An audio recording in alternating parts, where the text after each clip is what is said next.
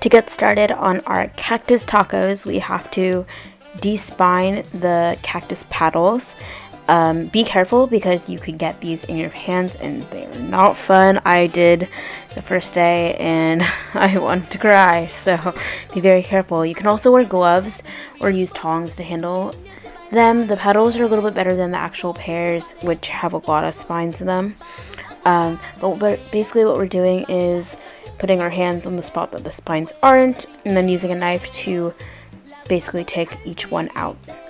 And then once you get all of that done, we're doing 2 paddles today to make this recipe. Then you can do nice, good, thin slices into your paddle, and then turn it around and cube it. I like to do smaller cubes, so even after we cubed this paddle, we cut some of the bigger chunks up a little bit smaller. And once you're done cutting up your cactus, we're going to put it into some water in a pan and heat up, and we're going to let it cook for maybe around 8 or so minutes until it's softened, and then you want to make sure you rinse it with water because it is quite slimy. Okay, so set that aside, and we're going to dice up some tomatoes. We're going to do a fair amount just to equal out the paddle. And these were small Roma tomatoes, so I probably did around like 8 or 9 just because that equals around 4 tomatoes. And then 1 large half of a white onion. It could also be a red onion, but I like a white or yellow onion normally because they're sweeter. We're going to just dice this up and place it into a bowl. We're going to combine it with the tomato and cactus later. Then we're also going to do the same with the cilantro. This is almost like a cactus pico de gallo.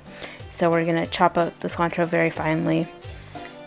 Add it to the bowl again with the onion, and then we're going to really, really thinly dice the jalapeno. Make sure it's tiny pieces. You don't want to get a chunk of jalapeno in your mouth. That will not be fun. So we're going to mix it all together. As you can see, the cactus is quite slimy even after we've rinsed it.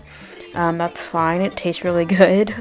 But to season it, once we add all of our ingredients in, like the cilantro and jalapeno, we're going to add some dried oregano. You don't need too much, just like a teaspoon. Then we're going to add 1 whole lime. You can also use a lemon. Then we're going to do a tablespoon of olive oil. And then salt to taste. It does need a lot of salt, but that is the last step. So now you can go ahead and serve it with some black beans, guacamole, and some fresh cabbage. Thank you and enjoy.